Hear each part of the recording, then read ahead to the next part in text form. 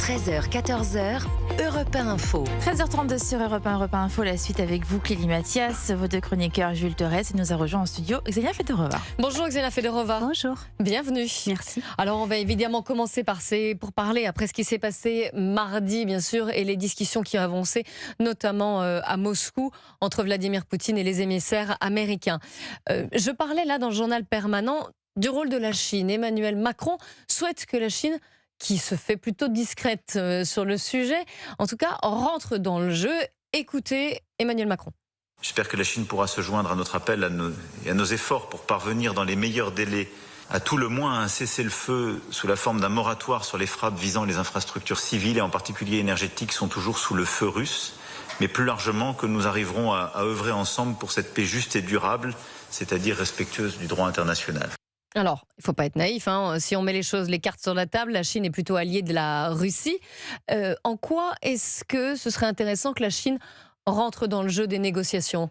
Je pense que c'est très intéressant parce que la Chine peut donner cette puissance, on peut dire, qui peut équilibrer le status quo. C'est-à-dire que si à un moment on a besoin de casques bleus, je pense que la Chine peut bien jouer un rôle de cette puissance en Ukraine pour garantir la paix. Ça, c'est juste une hypothèse parce qu'on ne sait pas exactement si ça sera le cas, si un accord est signé. Mais ce qu'on sait, c'est que la Russie ne veut pas du tout les forces de l'OTAN, des pays de l'OTAN, on peut dire, pas seulement l'OTAN, mais en fait les pays de l'OTAN sur les terrains, sur le territoire ukrainien. Donc, on peut envisager si à un moment il y a une force internationale qui doit sécuriser et garantir la paix en Ukraine, ça peut être aussi la Chine. Après, Emmanuel Macron vient à un moment où il y a un échange intensif entre les Russes, les Ukrainiens et les Américains. Et il me semble que c'est un peu trop tard pour essayer de jouer un rôle de médiateur et demander à la Chine quelque chose. Je pense qu'il profite de sa présence, mais il parle encore une fois en cessez-le-feu, ce qui a toujours été problématique pour la Russie, parce que la Russie voit un cessez-le-feu sans un accord du paix durable comme une tentative de gagner le temps pour réarmer l'armée ukrainienne. Et en fait, encore une fois, cette idée de cessez-le-feu que l'Union européenne a essayé de promouvoir depuis un moment, c'est toujours rejeté parce que ça soit comme encore une fois, comme juste une tentative de gagner le temps, comme je dis. Jules Torres, sur la Chine. J'ai du mal à voir, évidemment Emmanuel Macron donc, depuis hier est en Chine pour un déplacement, mais il n'y a aucune illusion sur ce que la France pourrait obtenir de la Chine, j'ai envie de vous dire, et c'est assez terrible ce que je vais dire, quand on est incapable de faire fléchir M. Tebboune, quand on est incapable de même sur l'aspect intérieur, de gagner quelconque arbitrage, je ne vois pas comment on va faire fléchir, que ce soit sur la diplomatie ou l'économie, le régime de Xi Jinping. En effet, vous êtes dur. En effet, oui, non, mais ça m'arrive, mais je ne vois pas comment. Donc, j'ai un petit peu l'impression que ce voyage est peut-être du temps perdu. D'ailleurs, c'est pas moi qui le dis. J'ai lu ce matin dans le Figaro un entretien d'un chercheur de l'IRIS qui est un professeur à l'Université catholique de Paris, qui vous disait qu'aujourd'hui, la France, pour les Chinois, était perçue comme un pays has-been. C'est l'utilisation qu'il fait. C'est ce mot qu'il utilise. Et c'est vrai qu'aujourd'hui, on est un nain dans le concert des nations.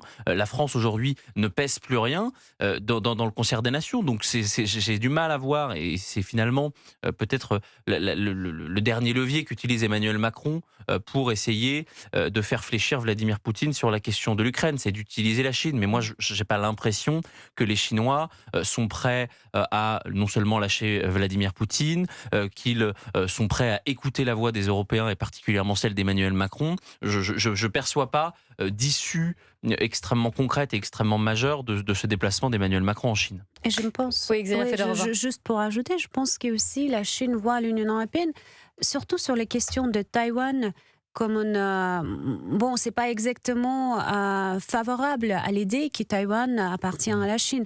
Et donc, je pense que c'est pour ça l'alliance avec la Russie est plus intéressante pour la Chine, pas seulement économiquement, mais aussi sur cette question de Taïwan. Je me souviens pas si Emmanuel Macron a fait les déclarations, mais la position en général de l'Union européenne, ce qui Taïwan n'appartient pas à la Chine, donc il y a cette contradiction. Et en plus, il n'y a pas vraiment le poids.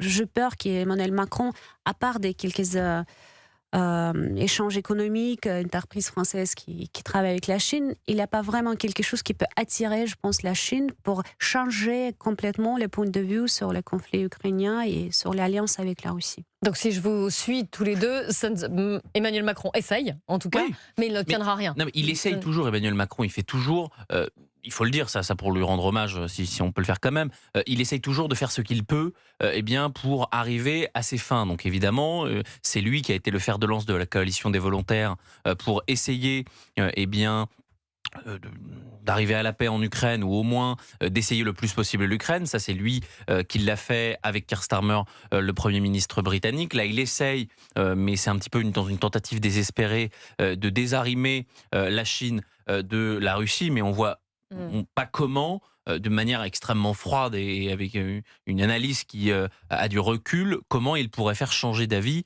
ces grands pouvoirs. Quand il vous parlait, vous savez, qu'il y avait aujourd'hui des carnivores et des herbivores, bah, la Chine fait partie des carnivores et c'est pas en étant un herbivore qu'on va réussir à les faire évoluer.